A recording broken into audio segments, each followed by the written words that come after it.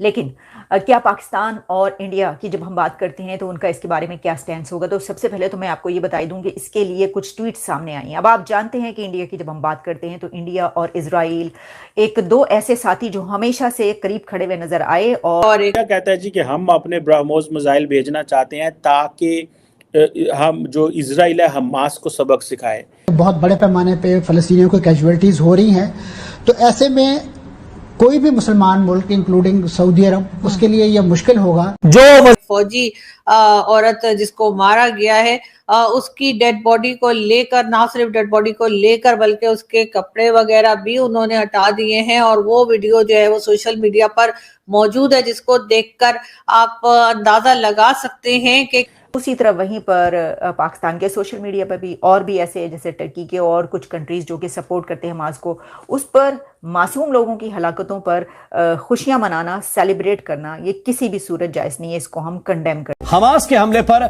शहबाज शरीफ का भी बयान आया है।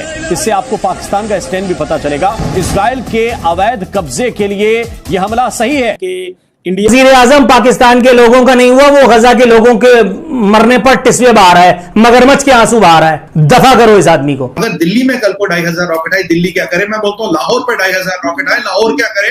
किसी भी कंट्री पे अगर 2500 रॉकेट आने लगे जिनका निशाना सिविलियन है, इजराइल का निशाना सिविलियन नहीं होता, उनके हमस के ये है, हमस के जो मिलिट्री टारगेट्स है उन पे निशाना। अनफॉर्चुनेटली उसमें सिविलियन मर रहे हैं, जो दुखद है।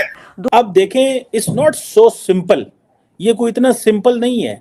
This is not an, I don't consider this is an Arab Israel Palestine. This is basically being looked at ज्यू एंड मुस्लिम वॉर भी इसको आप कह सकते हैं। ये ज्यूश एंड मुस्लिम की भी वॉर है, ठीक है। मैं बोलता हूँ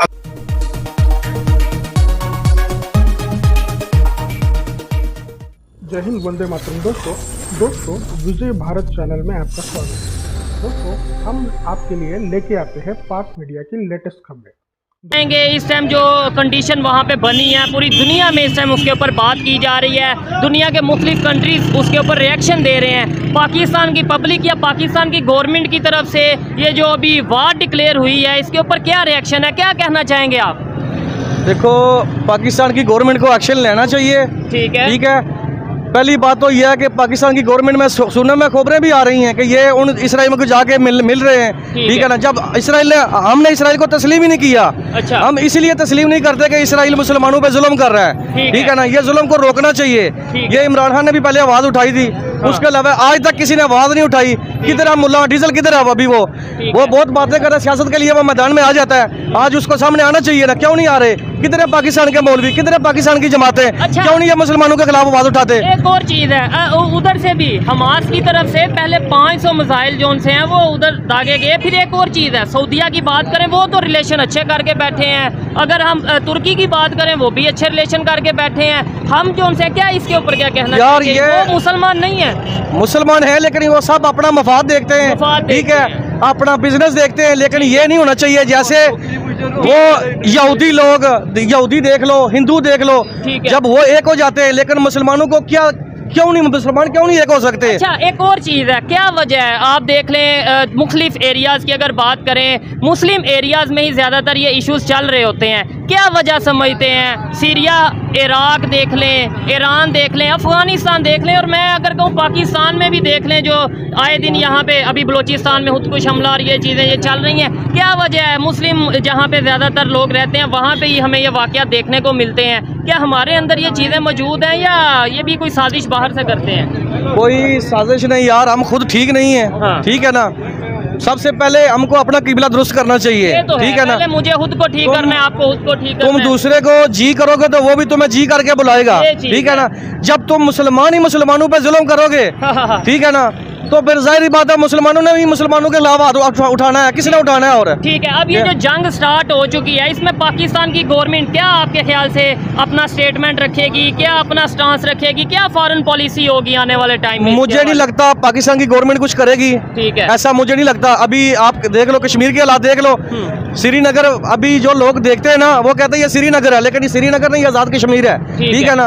अभी पाकिस्तान की फोर्स, यहाँ की पुलिस जाके उधर डंडे मार रही है, वहाँ पे जुल्म कर रही है। अच्छा। ये मुसलमानों का हाल है। ठीक है ना।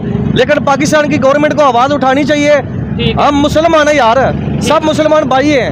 हम सबको एक होकर आवाज उठानी चाहिए, निकलना चाहिए, मजामत करनी चाहिए, दबाव डालना चाहिए उनको। और सिर्फ मुसलमानों के नहीं, कहीं पे भी इंसानियत के खिलाफ कहीं पे कुछ हो रहा है, कम से कम अपनी राय देनी चाहिए इंसानियत के खिलाफ। और जो गलत कर रहा है, चाहे वो मुस्लिम हो या नॉन मुस्लिम हो, उसके अगेंस्ट। ये नहीं कि मुसलमान अगर गलत कर रहा है तो हम चुप कर जाएं, और अगर वो गलत नहीं कर रहा तो फिर हम कहें देखें जी मुसलमानों पे जुल्म, मुसलमान। ऐसे भी नहीं होना चाहिए मेरे ख्याल से। देखो, इंसानियत देखनी चाहिए। ठीक है, जो गलत है, मुसलमान है या गैर मुस्लिम है, जो गलत है उसको गलत कहना चाहिए, ठीक है ना। हालात को गरमाने के लिए, माहौल को गरमाने के लिए, लेकिन सारी बात है उन्होंने कोई भेजने तो थोड़ी ही है इस हवाले से। लेकिन उनकी जितनी अच्छी दोस्ती है इजराइल के साथ, इजराइल अगर चाहे तो वो कहेंगे हाँ जी ठीक है। और लेकिन बिकॉज इजराइल एंड फ़लस्तीन दोनों ये समझते हैं, सॉरी इजराइल एंड इंडिया ये दोनों समझते हैं that both of these countries have to face a Muslim resistance, so we need to, जिसे कहते हैं ना, कम्प्लीटली इनको एक एलिमिनेट कर देना चाहिए। मैं समझता हूँ कि सऊदी अरब ने एक जो एफर्ट शुरू की थी उसको आगे चलना चाहिए था। ये जिन एक्टर्स ने भी इसको हालात को ख़राब करने की कोशिश की है, ठीक है, उन्होंने बड़ी ज़्यादती की है। अब होगा यही कि इजराइल जो है वो दोबारा कोई करेगा तो हालात फिर ज़्यादा मारेगा। उनके पास ताकत है, इंटरनेशनल सपोर्ट है, यूनाइटेड नेशंस है, सिक्योरिटी काउंसिल है, वो आपको उड़ा के रख देंगे। But I am really disappointed with this mindset within the Muslim world that we need to go for a confrontation. आप बिल्कुल कन्फ्रंटेशन करें, आप करें, पहला अपने घोड़े तो तैयार कर लो। भाई आपके पास घोड़े ही नहीं है, आपके पास बंदूकें ही नहीं है, आपके पास असला ही नहीं है। घोड़े से मुराद 21st सेंचुरी में ये है to have a cutting edge weaponry. You just cannot go barehanded and fight with the high with cutting edge military technology with the Israelis have. आप ऐसे थोड़े जा सकते हैं। अब हमारे पाकिस्तान में भी यही है जनाब, नहीं जी अल्लाह अकबर और ये हो जाएगा वो हो जाएगा। भाई when you get into the war you have to, या तो आपके ऊपर वॉर इम्पोज हो, आपके ऊपर वॉर इम्पोज नहीं हुई, आपने उल्टा उठ के सवेरे सवेरे आपने हमला कर दिया उनके ऊपर। जारी बात है, I understand the Palestinians have so many concerns.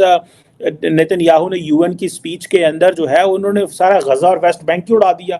उन्होंने कहा असियाँ होने थे सारे, ठीक है। That was very provocative and that was a violation of the fundamental resolutions and fundamental charter of the UN general assembly. And उन्होंने उधर खड़े होके तो उनका मैप खत्म कर दिया। सो वो बेसिकली जैसे मैंने आपको बताया ना कि वो जो दो मेन पार्टीज हैं जहाँ से उनको सपोर्ट मिली है वो तो वहाँ से चल रहे हैं, ठीक है जी। सो ये आप ये समझ लें कि ठीक है जी, ये एक नई डायरेक्शन में हम जा रहे हैं।